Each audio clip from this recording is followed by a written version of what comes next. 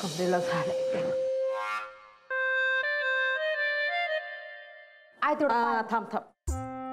पटकन पण नाही ना घेता यायचा. आई गो बापरे.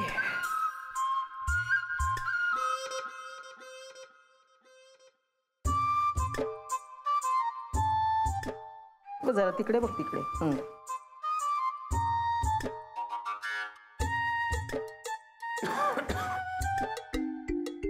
अगं ऐकलंस का, मी ना माझ्या 2 साड्या टाकल्यात हा धुवायला.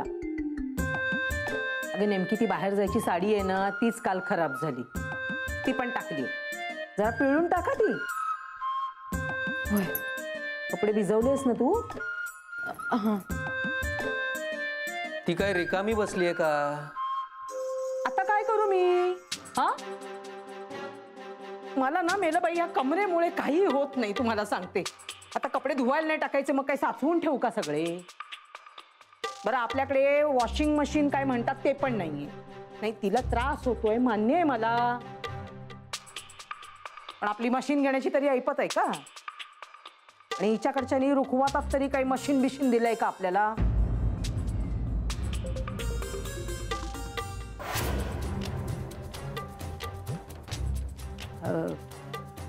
ए बाई तुझं हे झालं ना की जरा पोहे भिजवायला घे. मी सांगते तुला पोहे कसे बनवायचे ते. नाही पोहे बनवायला काय फारशी अक्कल बिक्कल काय लागत नाही. मग तूच का नाही ते बनवत? अहो सांगितलं ना मी तुम्हाला. कंबर कुठे धड आहे माझी? जेव्हा होती तेव्हा केलं ना मी सगळं. केली हो कामातून कंबर माझी. हो सून आलेली कमरेला सुद्धा कळली वाटतं. तुम्ही ना मला टोचून बोला. वय झालंय आता माझं. माझ्याच्याने काही व्हायचं नाही बाई आता. आता सुनीताला तिच्या आईने काही स्वयंपाक पाणीच करायला शिकवलं नाही. त्याला मी काय करणार? मला सांगा असं असतं का कुठे?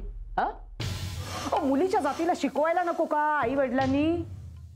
मी बघा जानूला कशी तयार करून पाठवली सासरी. आहे का सासरी कोणाची बोलायची ताप आहे का? आता माझी मुलगी करतच होती की नोकरी. नोकरीचं काय एवढं मोठं? घरचं सगळं करून नोकरी करायची ती. तिच्या सासरी कोणाची हिंमत आहे का तिच्या आईचा उद्धार करायची? आपण चुकीचं वागतच नाही. आणि रोज रोज बाहेरनं पोळ्या मागवायच्या काही परवडणार आहेत का आपल्याला?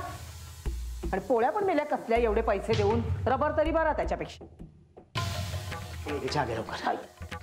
अगं लेकरू ग माझं हडकलंय नुसतं लग्न झाल्यापासनं. नोकरी पण करायची घरचं पण करायचं. भोळा शंकर आहे ग माझा पोरगा म्हणून चाललंय हे सगळं. दुसरा कोणी नवरा असता ना तर बरोबर कळलं असतं. कला लक्षात आहे ना?